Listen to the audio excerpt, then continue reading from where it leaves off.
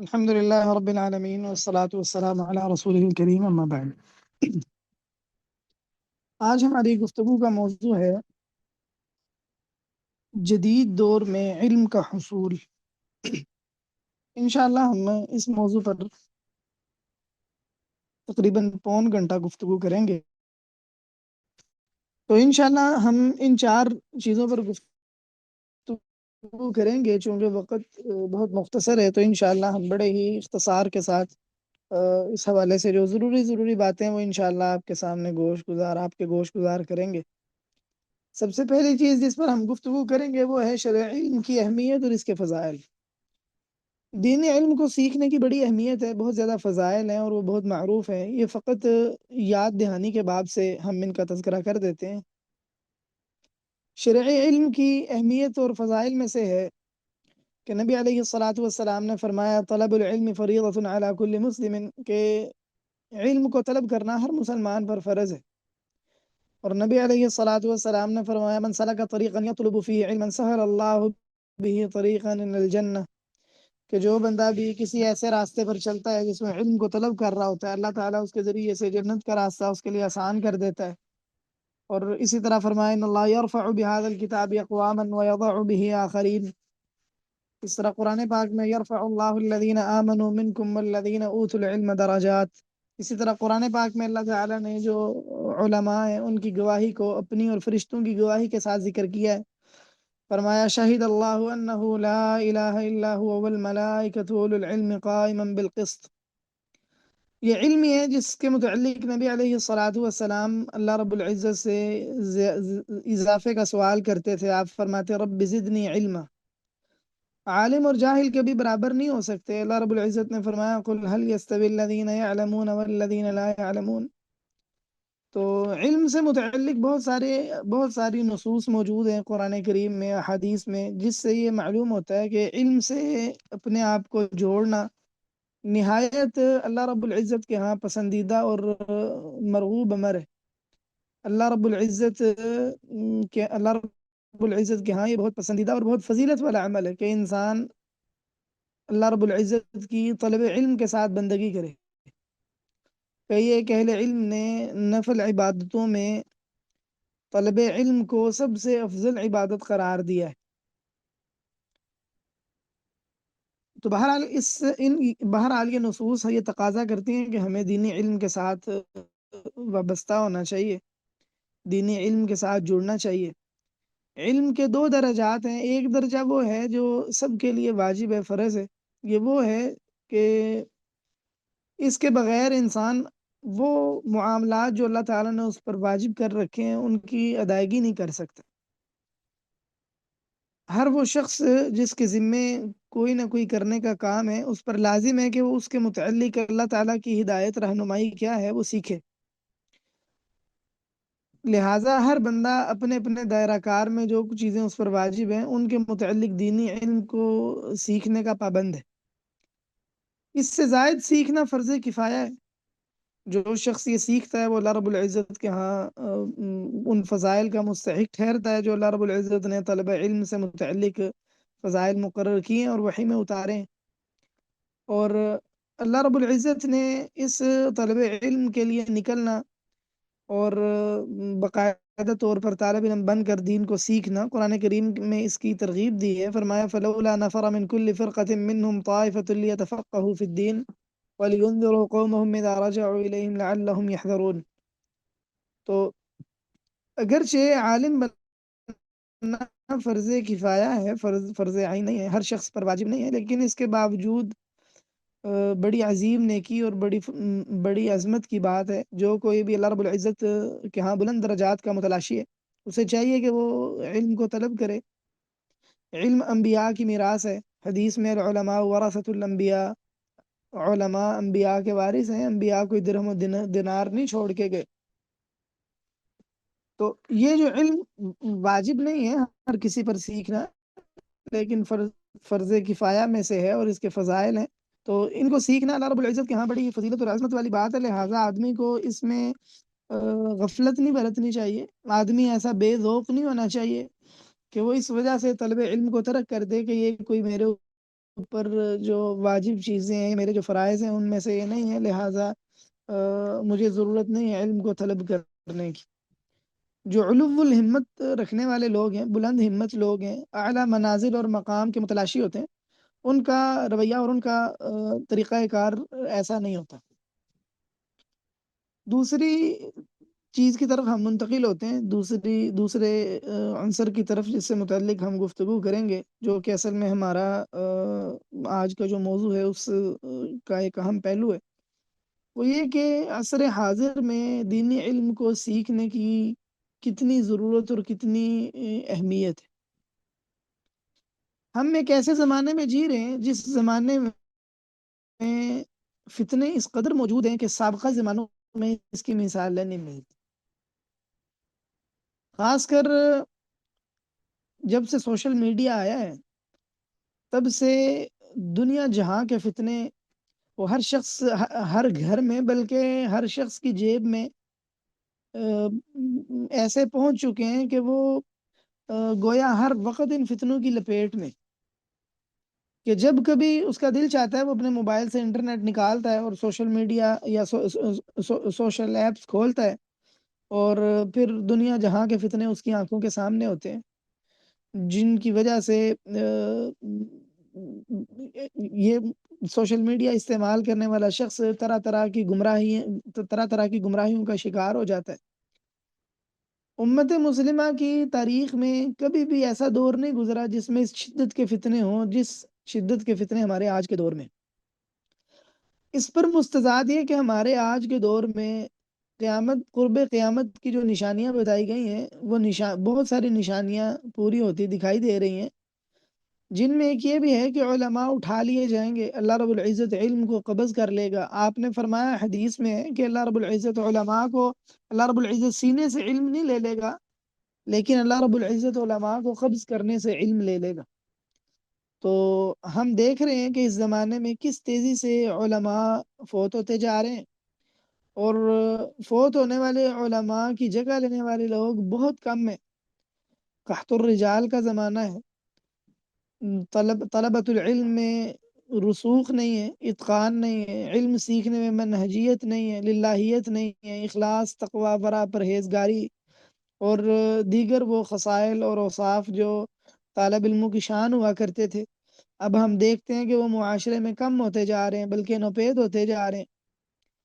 تو ہم جس زمانے میں جی رہے ہیں، یہ زمانہ فتنوں کے لحاظ سے بھی بڑا بھرپور ہے، اور اس لحاظ سے بہت قحط اور بحران والا ہے کہ ہمیں صحیح، راسخ اور پختہ عقیدہ رکھنے والے لوگ بہت ہی کم نظر آتے۔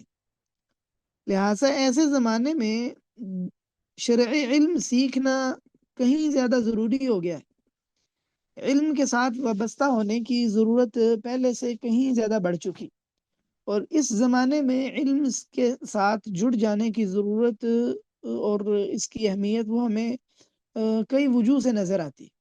ایک یہ کہ اس زمانے میں چونکہ فتنے ہر گھر تک پہنچ چکے، لہٰذا ان فتنوں سے بچنے کے لیے جو ذرائع اختیار کیے جا سکتے ہیں، ان ذریعوں میں سے سب سے مضبوط ذریعہ وہ علم کا ذریعہ ہے۔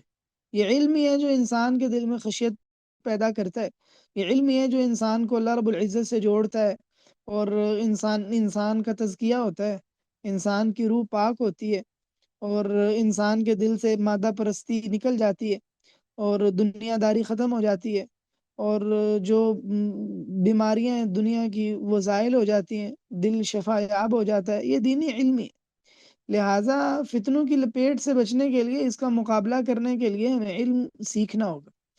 ہمیں فتنوں کا اپنی ذات کی حد تک فتنوں سے بچنے کے لیے بھی علم سیکھنا ہے، اور دوسرا اس لیے بھی کہ اب فتنے اس قدر بڑھ چکے ہیں کہ ہمارے بچے، ہماری اولادیں، وہ بھی ان فتنوں سے محفوظ نہیں، سکرین ان تک بھی پہنچ چکی ہے۔ لہٰذا شرعی علم کی اہمیت اس اعتبار سے بھی بڑھ چکی ہے کہ ہم نے اپنے بچوں کی بھی دینی تربیت کرنی ہے، اور ان کی دینی تربیت علم کے بغیر ہو نہیں سکتی۔ تیسری اہمیت اس لحاظ سے بھی ہمیں پہلے سے کہیں بڑھ کر شرعی علم کے ساتھ وابستگی میں نظر آتی ہے کہ اگر ہم بچوں کو کہیں سیکھنے کے لیے کچھ بھیجتے ہیں، خاص کر دنیاوی اداروں میں، تو وہ دنیاوی ادارے فتنوں سے محفوظ نہیں ہیں، بلکہ وہاں بڑے سنگین فتنے۔ لہٰذا آج کے دور میں ہوم اسکولنگ کو پروموٹ کیا جا رہا ہے۔ دیندار لوگ اس مسئلے میں بڑے محتاط ہو گئے ہیں، بڑے فکر مند ہیں کہ ہم اپنے بچوں کی تربیت کے لیے کن اداروں کا انتخاب کریں۔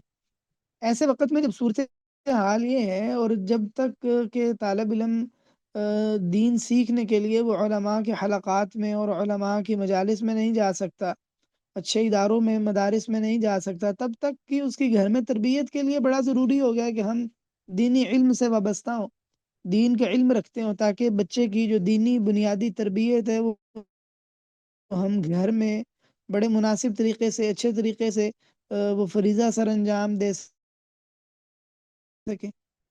تو اس لحاظ سے کہیں زیادہ بڑھ چکی ہے۔ علماء، جیسا کہ حدیث میں ابھی میں نے ذکر کیا ہے کہ علماء اٹھتے جا رہے ہیں، اور یہ قیامت کی نشانیوں میں سے۔ تو چونکہ علماء اٹھتے جا رہے ہیں، تو علماء کا اٹھ جانا گویا یہ اس بات کی علامت ہے کہ اب جس معاشرے سے علماء اٹھ چکے ہیں وہ معاشرہ تباہ و برباد ہو گیا۔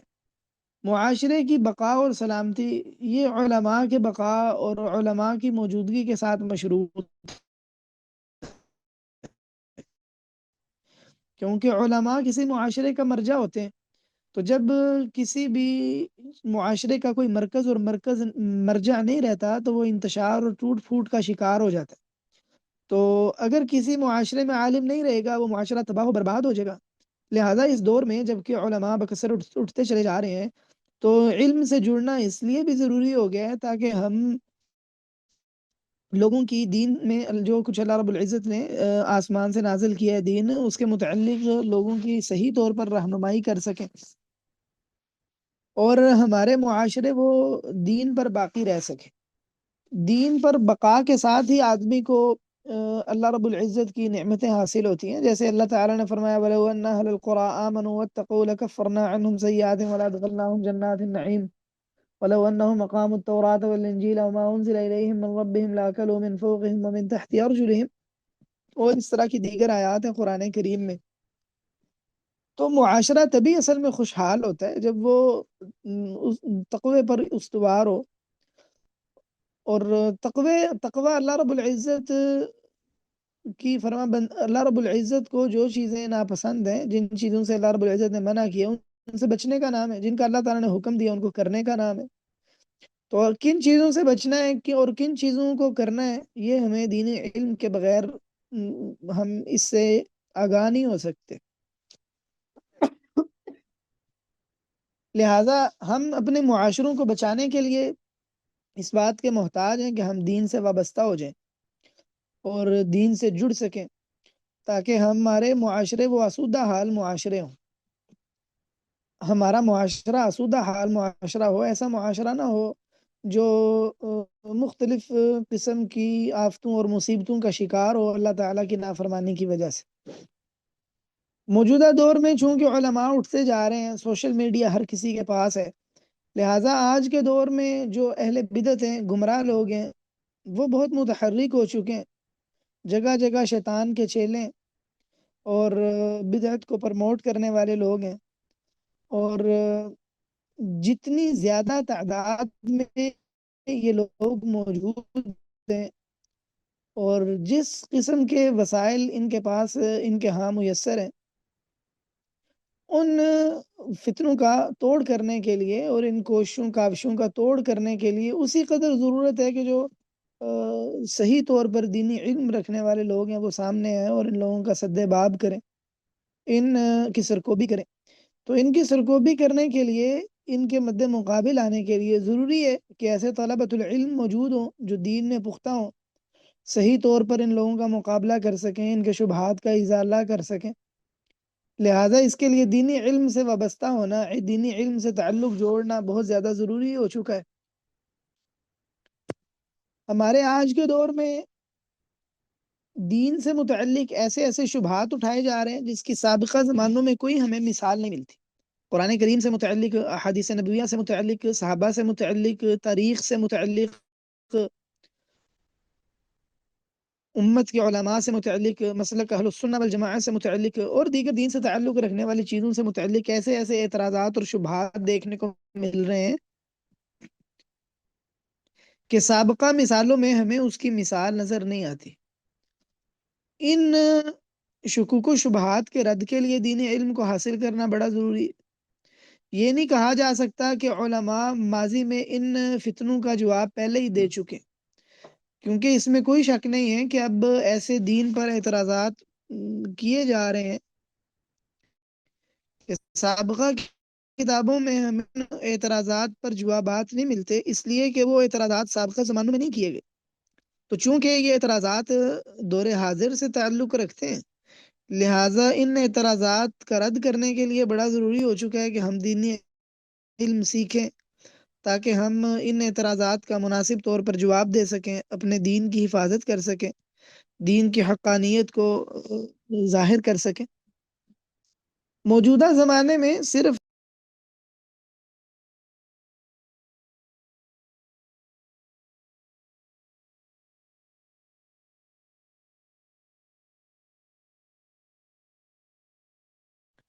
موجودہ زمانے میں مغربی افکار کو اسلام پر ترجیح دی جا رہی ہے، مغربی طرز زندگی کو اسلامی طرز زندگی پر ترجیح دی جا رہی ہے۔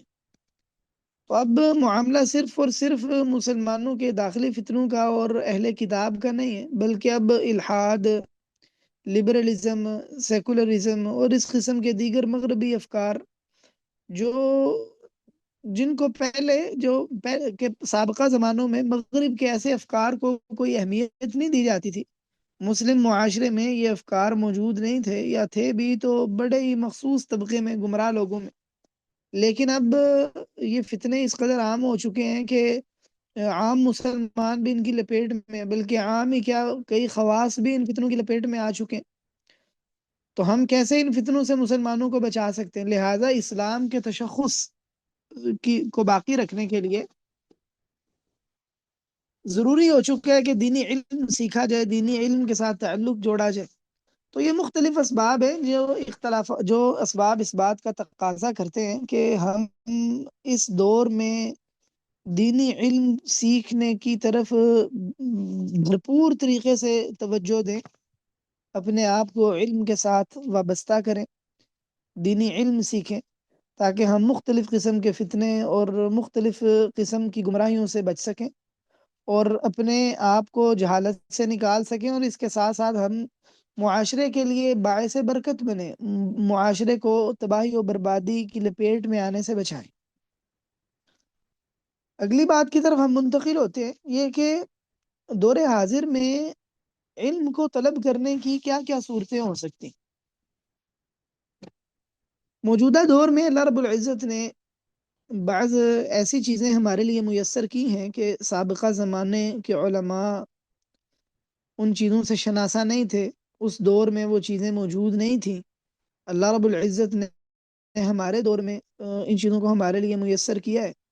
ہمارے لیے یہ امتحان ہے کہ ہم ان چیزوں کو اللہ تعالیٰ کی اطاعت کے لیے استعمال کرتے ہیں، یا ہم ان چیزوں کو اللہ تعالیٰ کی نافرمانی میں استعمال کرتے ہیں۔ ان چیزوں میں سے وہ چیزیں سابقہ زمانوں میں موجود نہیں تھیں، آج کے دور میں موجود ہیں۔ ان میں ایک انٹرنیٹ ہے، سوشل میڈیا ہے، کمپیوٹر اور اس سے متعلقہ یا اس سے ملتی جلتی جو دیگر ڈیوائسز ہیں ہمارے دور میں موجود ہیں، سابقہ زمانوں میں موجود نہیں تھے۔ اللہ رب العزت نے ان چیزوں کو ہمارے لیے امتحان بنایا ہے کہ ہم ان چیزوں کو کن مقاصد کے لیے استعمال کرتے ہیں۔ ان چیزوں سے جہاں شر پسند لوگ اپنے مقاصد کی تکمیل کرتے ہیں، وہیں اہل خیر اس سے اچھے مقاصد کی تکمیل بھی کر سکتے ہیں۔ ان چیزوں کو اچھے مقاصد کے لیے استعمال کرنا یقیناً یہ انسان کے لیے خیر کا باعث ہے۔ ان چیزوں کی بدولت بہت ساری خیر جو پرانے دور میں بڑی مشکل سے حاصل ہوتی تھی، اس کے لیے بڑی جان کھپانی پڑتی تھی، تگ و دو کرنی پڑتی تھی، آج ان وسائل کے سبب ان چیزوں کا حصول بڑا آسان ہو گیا ہے۔ بہت قسم کی نیکیاں جو پہلے دور میں کرنا مشکل تھیں، آج آسان ہو گئی۔ مثلاً صلہ رحمی ہے۔ پرانے دور میں آپ کو اگر کوئی شخص کسی دوسرے علاقے میں رہتا ہے، آپ اسے صلہ رحمی کرتے ہیں، تو خط بھیجا جاتا تھا یا آپ کو جانا پڑتا تھا اس کے پاس. اب معاملہ آسان ہو گیا, آپ اس کو فون کر سکتے ہیں, ویڈیو کال کر سکتے ہیں, آپ اس کو ایزی پیسے کے تھرو, بینک کے تھرو اس کو پیسے ٹرانسفر کر سکتے ہیں, دیگر اس کی ضروریات پوری کی جا سکتی ہیں. جو نقل و حمل کے ذرائع ہیں وہ بڑے تیز رفتار موجود ہیں, تو مختلف انداز سے اپنے شہر میں رہتے ہوئے بڑی آسانی کے ساتھ صلہ رحمی کی جا سکتی. سابقہ جو دور تھے ان میں اس انداز سے صلہ رحمی ممکن نہیں تھی. تو بہت سارے خیر کے پہلو آسان بھی ہو گئے. ان پہلوؤں میں سے یہ جو خیر کے کام ہمارے آج کے زمانے میں آسان ہو چکے ہیں, ان میں سے ایک طلب علم ہے. آج کے زمانے میں علم کو طلب کرنا آسان ہو گیا ہے, آسان ہو چکا ہے.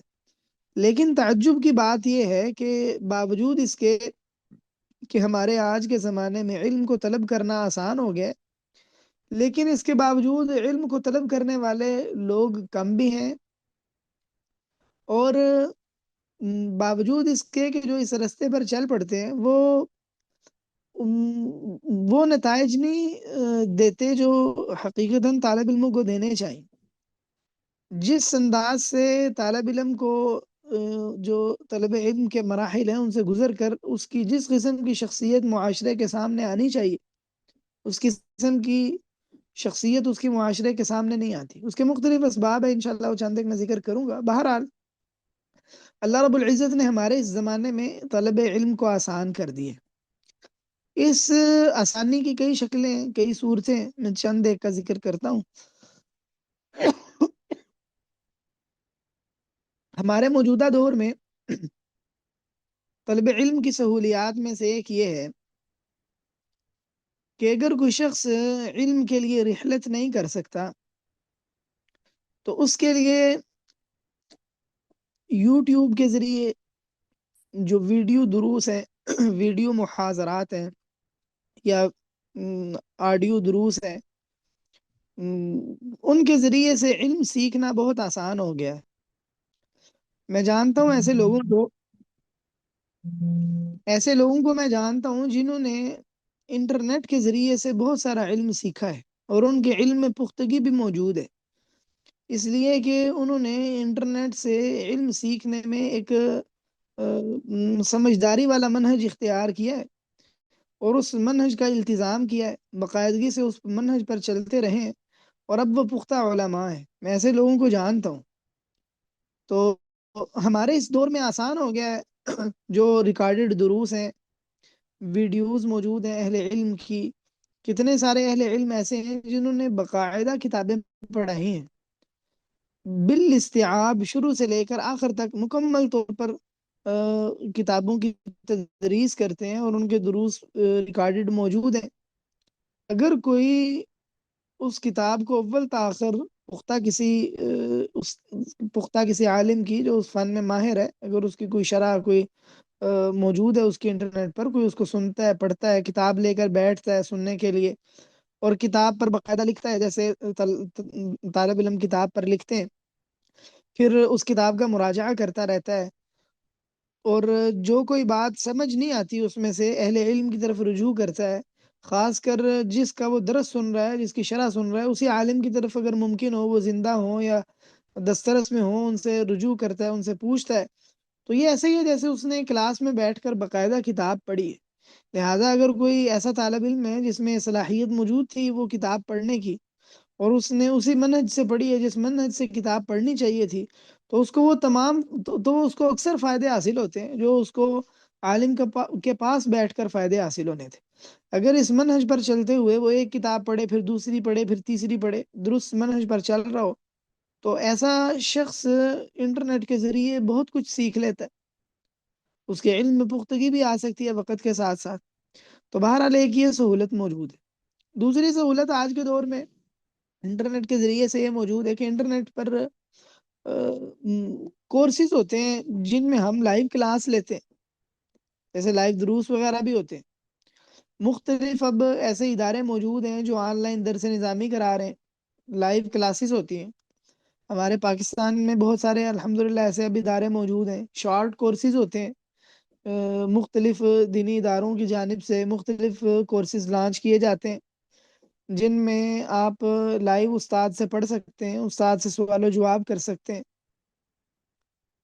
یہ ایک بڑی سہولت ہے اس دور کی۔ اس کے ذریعے سے استاد سے ڈائریکٹ سوال جواب کرنا، کوئی بات نہیں سمجھ آ رہی تو استاد سے سوال کر لینا، کوئی اشکال ہے استاد کے سامنے رکھنا، یہ آسان ہو چکا ہے۔ یہ بھی موجودہ دور کی سہولیات میں سے ایک علم کی سہولت یہ ہے کہ اب علم ریکارڈ ہو جاتا ہے، آپ اس کو کسی وقت بھی سن سکتے ہیں۔ ریکارڈڈ شدہ جو ویڈیو دروس ہیں، ریکارڈڈ جو دروس ہیں اور پڑھائی گئی کتابیں، اگر آپ کے پاس رات کا وقت میسر ہے، آپ رات کے وقت میں سن سکتے ہیں۔ صبح کا وقت آپ کے پاس ہے، آپ صبح کے وقت سن سکتے ہیں۔ تو جس شخص کی کوئی ملازمت ہے، کوئی جاب وغیرہ کرتا ہے، یا اس کے کوئی کاروباری مسائل ہیں، یا اور اس کی ذاتی زندگی کی مصروفیات ہیں، وقت کا مسئلہ تھا اس کو، تو آج یہ مسئلہ حل ہو چکا ہے۔ آپ جب چاہیں یہ اپنی مرضی اور سہولت کے مطابق یہ سن سکتے ہیں۔ ایک سہولت یہ پیدا ہو چکی ہے کہ ہم سفر کے دوران علم سیکھ سکتے ہیں، سن سکتے ہیں محاضرات علماء کے، کہ اگر آپ کے پاس علماء کے دروس ریکارڈڈ موجود ہیں تو آپ مثلا MP3 استعمال کر رہے ہیں یا موبائل استعمال کر رہے ہیں، خاص طور پر اگر آپ کے پاس گاڑی ہے، گاڑی میں آپ دروس لگا لیتے ہیں تو آپ ساتھ ساتھ درس سنیں، ساتھ ساتھ اپنا کام کاج کریں، تو ساتھ ساتھ گاڑی چلائیں، ساتھ ساتھ درس سنیں، درس کی طرف توجہ رکھیں، تو آپ کا وقت ضائع نہیں ہے، آپ اس دوران بھی علم سیکھ رہے ہیں۔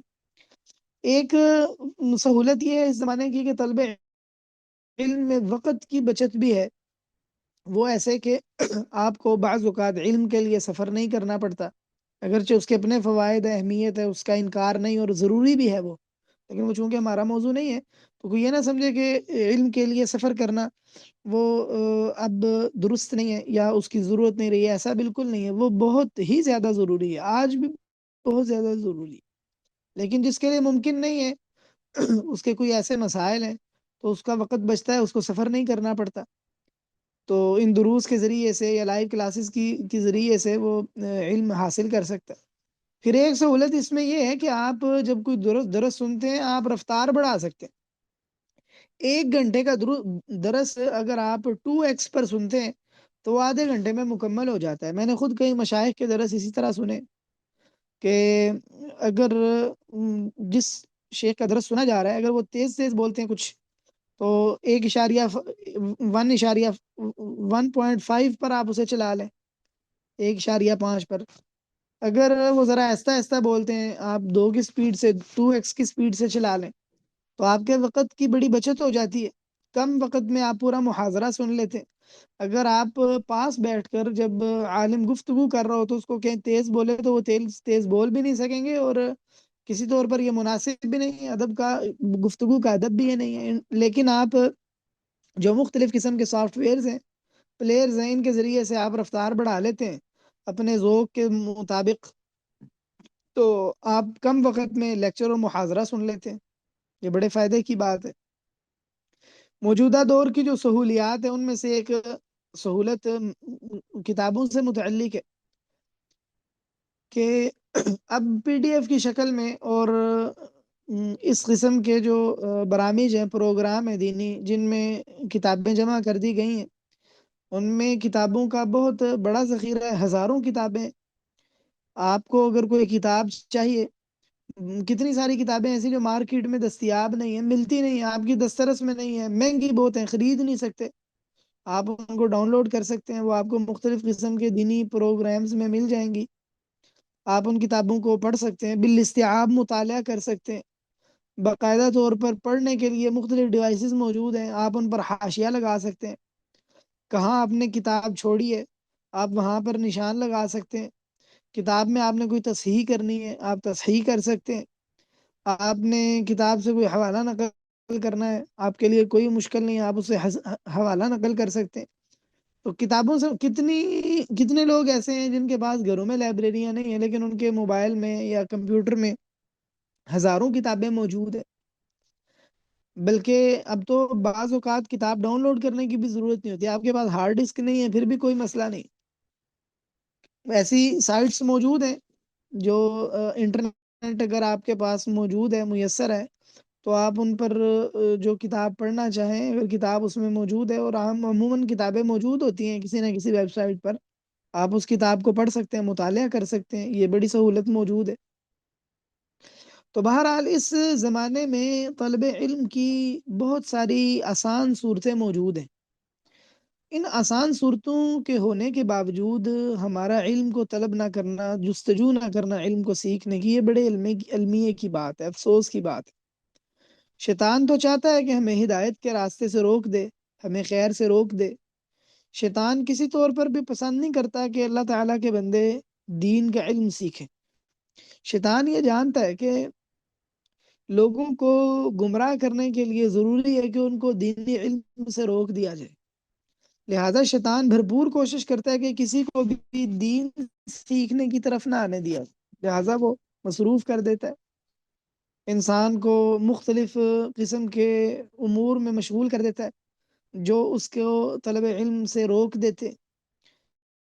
ہمارا کام شیطان کو شکست دینا ہے اور ہر وہ کام کرنا ہے جو اللہ تعالیٰ کے تقرب کا ذریعہ ہے، اور ان کاموں میں بہترین کام علم کو طلب کرنا ہے۔ لہٰذا اگر ہم کہیں جا نہیں سکتے، خاص کر خواتین جن کے لیے گھروں سے نکلنا بہت مشکل ہوتا ہے، ان کے لیے بہت آسان ہو گیا، تو اور باقی بھی افراد جیسا کہ میں نے ذکر کیا ہے کتنی ساری سہولتیں موجود ہیں، چند ایک کی طرف ہی میں نے اشارہ کیا ہے سہولتیں، تو اس کے علاوہ بھی کافی ہیں۔ تو بہرحال ان سہولتوں سے فائدہ اٹھا کر دینی علم کو حاصل کرنا چاہیے، شیطان کو شکست دینی چاہیے۔ اب کسی بندے کا کوئی عذر نہیں کہ وہ کہے کہ میں دینی علم حاصل نہیں کر سکتا تھا، بہت آسان ہو گیا دینی علم حاصل کرنا، خاص کر وہ علم جو واجبی علم تھا، ضروری علم تھا، بہت آسان ہو چکا ہے۔ دین سے متعلق رہنمائی لینا، عالم سے رہنمائی لینا کتنا آسان ہو گیا ہے۔ آپ کسی عالم کو اپنے پاس بیٹھے بیٹھے، اپنی جگہ بیٹھے بیٹھے آپ واٹس ایپ پر میسج کرتے ہیں، اسے کال کرتے ہیں، تو عالم سے رابطہ ہوتا ہے، آپ اس سے رہنمائی لے سکتے ہیں، دینی مسئلہ پوچھ سکتے ہیں، کسی کتاب میں کچھ سمجھ نہیں آ رہا پوچھ سکتے ہیں، کسی درس میں کچھ سمجھ نہیں آیا آپ سوال کر سکتے ہیں۔ کتنی اللہ رب العزت نے سہولت اور آسانی فرما دی ہے۔ فوت شدہ علماء کی ہم کتابیں پڑھا کرتے تھے بس، امام ابن تیمیہ رحمہ اللہ، امام ابن قیم رحمہ اللہ، امام ابن عبد البر رحمہ اللہ، امام بخاری، اور ہم نے ان سب کی کتابیں پڑھی، لیکن جب سے مائک آیا اور یہ اللہ رب العزت نے ریکارڈ کی سہولت اللہ رب العزت نے پیدا فرما دی، تو اس کے بعد کے علماء کے اگر دروس کی ریکارڈنگ موجود ہے تو اب ہم صرف اور صرف ان کی لکھی ہوئی کتابیں نہیں پڑھتے، بلکہ ہم ان کے دروس بھی سن سکتے ہیں۔ یہ بڑی ایک اللہ تعالیٰ کی نعمت ہے۔ بعض اوقات چیز پڑھ کر اتنی یاد نہیں ہوتی، ذہن میں نہیں بیٹھتی جتنی سن کر یاد ہو جاتی۔ جو شخص نبینا پڑھ نہیں سکتا اس کے لیے علم بڑا آسان ہو گیا کہ وہ سن سکتا ہے، علماء کے دروس سن سکتا ہے، فوت شدہ علماء کے دروس پر سن سکتا ہے۔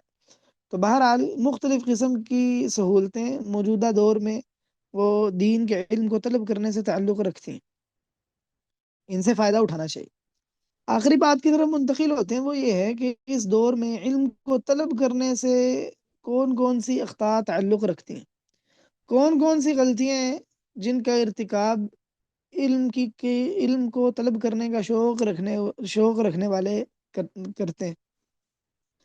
یہ بڑا ہی ایک اہم حصہ ہے گفتگو کا، اگرچہ اس پر جو ہے نا وہ تفصیل سے گفتگو نہیں ہو سکتی، لیکن یعنی انسان خود میں بھی اور علماء سے رہنمائی لے کر ان چیزوں پر غور کر سکتا ہے تاکہ وہ ان چیزوں سے بچے جو علم کو طلب کرنے میں اس کے لیے رکاوٹ ہیں، یا علم کو طلب کرنے کا جو منہج ہے اس کے برخلاف ہے۔ تو بہرحال چند باتوں کی طرف میں انشاءاللہ اشارہ کرتا ہوں۔ ایک غلطی موجودہ زمانے میں علم کو طلب کرنے میں یہ ہے کہ جب کوئی شخص دین کے علم کو حاصل کرنے کا ارادہ کرتا ہے تو وہ علماء سے مشاورت نہیں کرتا، بلکہ یہ سوچ کے کہ میرے پاس مثلا موبائل میں کافی میموری ہے، میں اتنے سارے واٹس ایپ کے گروپ رکھ سکتا ہوں یا رکھ سکتی ہوں، اور اتنے سارے جو ہے نا وہ علماء کے دروس ریکارڈڈ دروس وہ ڈاؤن لوڈ کر لیے یا اپنے پاس محفوظ کر لیے، یا اتنے سارے کورسز میں حصہ لے لیا، میرے لیے بڑا آسان ہے تو میں ان کو اپنے پاس محفوظ رکھوں، تو جس سے وہ انتشار کا شکار ہو جاتا ہے۔ اتنی ساری چیزیں ہونے کی بدولت وہ کوئی ایک بات بھی نہیں سیکھ سکتی، یہ بالکل غلط طریقہ ہے۔ معلومات کا جمع ہو جانا یہ علم نہیں ہے۔ انسان کو انسان کے پاس ثقافہ عامہ ہونا، ثقافہ عامہ کا معنی ہے جنرل نالج ہونا، یہ علم کا نام نہیں ہے۔ علم میں اتقان اور علم میں رسوخ اور علم کے حصول کا ذریعہ یہ قطعا نہیں ہے۔ اگر آپ دین کا علم باقاعدہ طور پر سیکھنا چاہتے ہیں، ایک ہے کہ آپ ویسے علماء کے وعظ و نصیحت سنتے ہیں، دین کی معلومات رکھنا چاہتے ہیں، پھر کوئی حرج کی بات نہیں ہے، اگرچہ وہ بھی علماء کی رہنمائی میں ہونا چاہیے۔ لیکن ایک ہے کہ آپ باقاعدہ طور پر عالم بننا چاہتے ہیں، اس کے لیے یہ طریقہ بالکل غلط ہے کہ آپ نے فلانے ادارے کے کورسز بھی جوائن کیے ہوئے ہیں، فلانے کے بھی کورسز جوائن کیے ہوئے ہیں، فلانے کے بھی کورسز جوائن کیے ہیں، درس نظامی اس ادارے سے بھی کر رہے ہیں، اس ادارے سے بھی کر رہے ہیں، ایک وقت میں 6 کورسز چل رہے ہیں آپ کے، یہ غلط طریقہ ہے، صحیح نہیں ہے۔ آپ اپنے اوپر اتنا بوجھ ڈالیں جتنا بوجھ آپ کا دماغ قبول کر سکتا ہے، جتنی اللہ رب العزت نے آپ میں صلاحیت رکھی۔ اہل علم کہا کرتے تھے من طلب العلم جملة ذهب عنه جملة، جو شخص اکٹھا یک مشت سارا علم حاصل کرنے کی کوشش کرتا ہے نا، یک مشت سارا ہی اس سے ایک باری یک بارگی سارا علم اس سے ضائع ہو جاتا ہے۔ علم سیکھنے کا یہ طریقہ قطعا نہیں ہے کہ آپ کہیں کہ میں اتنی ساری چیزیں اکٹھی سیکھوں گا۔ تو مختلف قسم کے موضوعات ہیں اور آپ نے ان میں حصہ لیا ہوا ہے، کوئی فلاں ادارے سے، کوئی فلاں ادارے سے، فلاں ادارے سے، یہ طریقہ نہیں ہے۔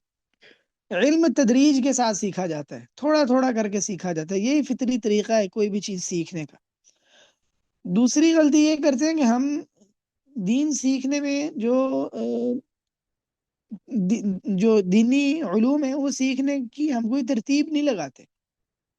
وہ علوم جو ہمیں آخر میں سیکھنے تھے وہ بعض اوقات ہم پہلے سیکھ رہے ہوتے، جو چیزیں پہلے سیکھنے کی تھیں وہ بعض اوقات ہم درمیان میں سیکھ رہے ہوتے، ہمیں پتہ نہیں ہے کہ کیا چیز پہلے سیکھی جاتی ہے، کیا درمیان میں سیکھی جاتی ہے، کس کا درجہ آخر کا درجہ ہے۔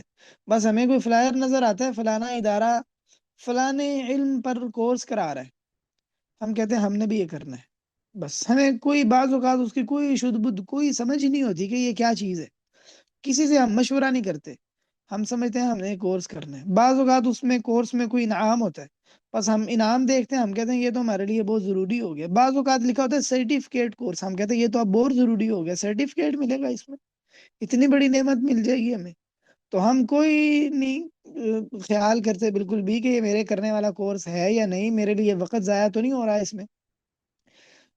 جو شخص ایسے کسی کورس میں حصہ لے جس کورس کا لیول اس کے مقام سے اونچا ہے، اس کے ذہنی یا علمی جو صلاحیت ہے اس سے بلند تر ہے، تو یہ اپنا وقت ایسے کام میں لگا رہا ہے جس میں یعنی اس کا وقت ایک حساب سے گویا ضائع جا رہا ہے۔ جب یہ اس کورس کو مکمل کرے گا تو گویا یہ کچھ بھی لے کر وہاں سے نہیں نکلا، خالی دماغ گیا تھا، خالی دماغ واپس لوٹ جائے گا۔ اس کو کس نے کہا تھا تم اس کورس میں حصہ لو؟ پہلے تم دیکھو تو صحیح کہ یا یہ کورس تمہارے کرنے والا ہے بھی یا نہیں، کسی عالم سے پوچھو تو صحیح۔ تو یہ بڑی غلطی ہے اس دور میں کہ ہم نے علم کو مرتب ہی نہیں کیا، ترتیب ہی نہیں لگائی ہم نے، کہ ہم نے اگر انٹرنیٹ کے ذریعے سے علم سیکھنا ہے تو انٹرنیٹ کے ذریعے سے علم سیکھنے کی ہماری ترتیب کیا ہونی چاہیے، کن چیزوں کو ہم نے ترجیح دینی ہے علم کو سیکھنے میں۔ ایک ہماری غلطی یہ ہے علم کو سیکھنے میں، انٹرنیٹ کے ذریعے سے علم کو سیکھنے میں، کہ ہم انٹرنیٹ کے ذریعے سے جو علم سیکھتے ہیں تو بعض اوقات ہم جو دین پیش کر رہا ہوتا ہے اس کے متعلق بالکل تحقیق نہیں کرتے کہ یہ ہیں کون لوگ۔ بعض اوقات موضوع ہمارا دلچسپی کا ہوتا ہے، ہم جھٹ سے اس کورس کو جوائن کر لیتے، ہم نہیں دیکھتے کہ یہ عقیدتاً سلفی ہے، غیر سلفی ہے، بدعتی ہے یا غیر بدعتی ہے، صوفی ہے، اشعری ہے، قبر پرست ہے، کون ہے، ہمیں اس سے کوئی سروکار نہیں ہوتا، ہم کوشش ہی نہیں کرتے جاننے کی۔ سیکھنے جا رہے ہوتے ہیں ہم دین، اور جب کورس شروع کرتے ہیں تو آہستہ آہستہ جو ہمارے پاس موجود دین ہوتا ہے وہ بھی چلا جاتا ہے، والعیاذ باللہ۔ یہ بہت بڑی غلطی۔ ایک غلطی یہ ہے کہ ہم نے علم کو سیکھنے میں اپنی ترجیحات کو غلبہ دیا ہے، جو ترجیحات ہونی چاہیے علم کو سیکھنے میں یا جو اللہ رب العزت کے ہاں ترجیح والی چیزیں ہیں ان کو ہم نے کوئی اہمیت نہیں دی، پس پوش ڈال دی. ان کورسز پر لوگ لپکتے ہیں اور بڑے شوق سے جن میں حصہ لیتے ہیں. ان میں بالخصوص جو علوم ہیں ان میں ایک عربی بول چال کا کورس ہے. دینی جو علوم ہیں دینی علوم سے تعلق رکھنے والے جو کورسز ہیں ان کی بات ہو رہی ہے. اگرچہ عربی یعنی قرآن و سنت جیسا دین سے تعلق رکھنے والی چیز تو نہیں ہے، لیکن بہرحال دین سیکھنے کا ایک بہت بڑا ذریعہ ہے. کتنے سارے لوگ وہ عربی بول چال کے کورسز کا شوق رکھتے ہیں اور وہ یہ سمجھتے ہیں کہ یہ کوئی دین کے لیے کوئی بڑا کوئی دینی والے سے کوئی بڑا کوئی عظیم خدمت ہوگی کہ اگر ہم عربی بول چال سیکھ لیں تو. حالانکہ انہوں نے نہ کبھی کسی عرب ملک جانا ہے، نہ ان کو کبھی ساری زندگی عربی زبان بولنے کی ضرورت پیش آنی ہے.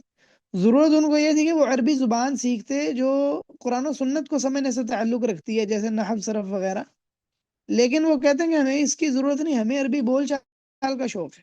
اور وہ سمجھتے ہیں کہ ہم یہ کوئی مثلا یہ بھی ایک طلب علم کا ایک اہم مرحلہ ہے کہ عربی تکلم آتا ہو. کوئی شک نہیں، بہت اچھا ہے، بڑی خیر کی بات ہے. لیکن لازم نہیں ہے کہ طالب علم کے لیے اس وقت میں یہی ترجیح ہو. یہ کسی کا اس وقت اس کی یہ ترجیح نہ ہو. اسے علماء سے رہنمائی لینی چاہیے.